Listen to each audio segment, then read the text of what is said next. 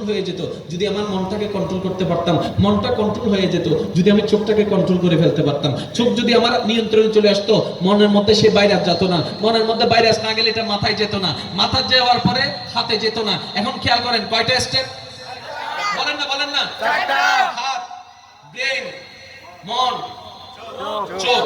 যদি চোখটাকে আগে বন্ধ করে দিতেন এই তিনটা পর্যন্ত পৌঁছাতো না। এখন আল্লাহ চাইছে কি?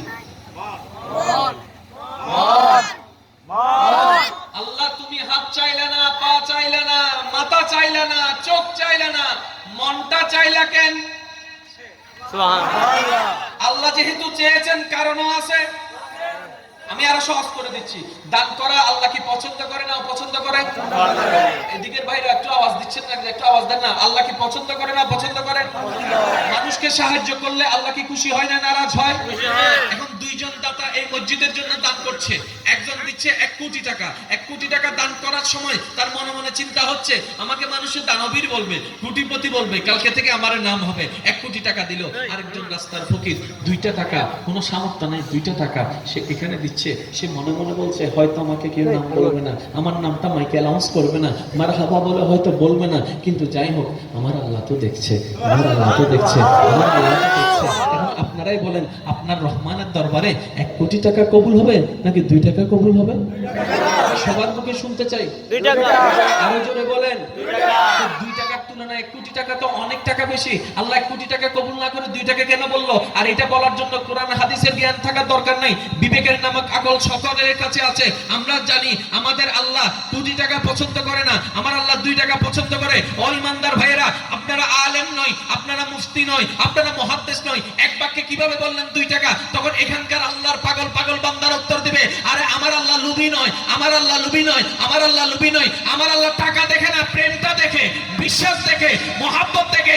1 কোটি টাকার মধ্যে প্রেম ছিল না, 2 টাকার মধ্যে প্রেম ছিল। 1 কোটি টাকার মধ্যে বান্দা ছিল, 2 টাকার মধ্যে আল্লাহর সন্তুষ্টি ছিল। সুবহানাল্লাহ!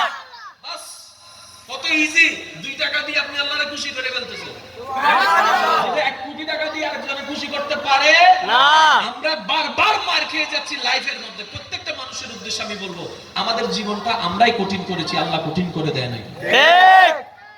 হার্ট অ্যাটাক আমি করছি, সিগারেট কি আল্লাহ খেতে পেয়েছিল? না। নিজের ফ্লেম নিজে আনা মাঝে দিই।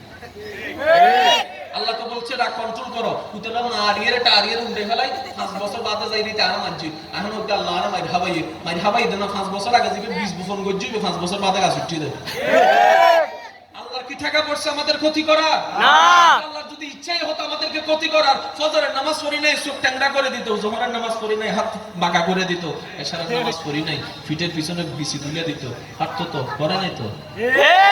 কি করছেন? ফজরের নামাজ পড়ি নাই আমরা, আল্লাহ পাক বলে যে আমার বান্দার ঘুম থেকে ওঠার আগে তার নাস্তার ব্যবস্থাটা করে দে, নাস্তার ব্যবস্থাটা করে দে, নাস্তার সুবহানাল্লাহ!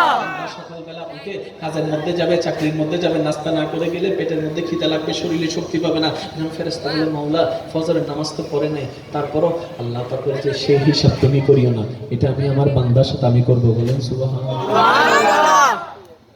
শেষ করে দিব না, আমি আমার ভাইদেরকে বলছি বাবা শেষ করে দিয়ে আমি চলে যাব।